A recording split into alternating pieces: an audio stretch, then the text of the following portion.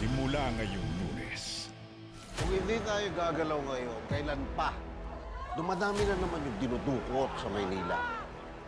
Gabo, sigurado ako sa gagawin natin. Mga armado yung sindikato na yan eh.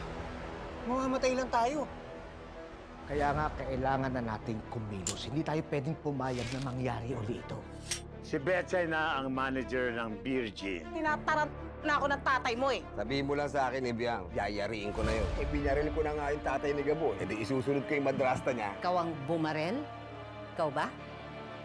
Makinig kayo. Ang target natin ay si Mr. Chan. Kung sino man ang haharang, tumba nyo.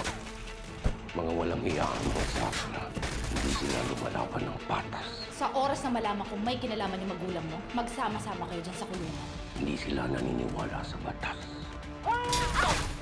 Ano sa mata? Buhay ka ba ba? Huwag niyo hayaan makatas!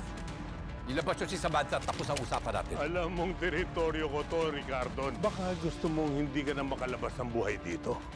Kinakailangan po kasi ng trabaho eh. Kailangan ko ng pera.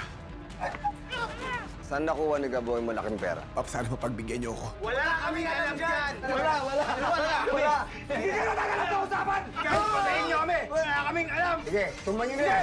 Kailangan ko po talaga ng trabaho. Pwede kita bigyan ng servisyo, pero hindi ko alam kung handa na. May dahilan kung bakit tayo nagtagpo. Para mabigyan natin ng hustisya ang mga mahal natin sa buhay. At matulungan ang lahat ng mga taong inaapi. Inatanggap ko ang misyon. Ibigay niyo ang lahat ng armas na kakailanganin ni Gabo. Coco Martin Sigabo.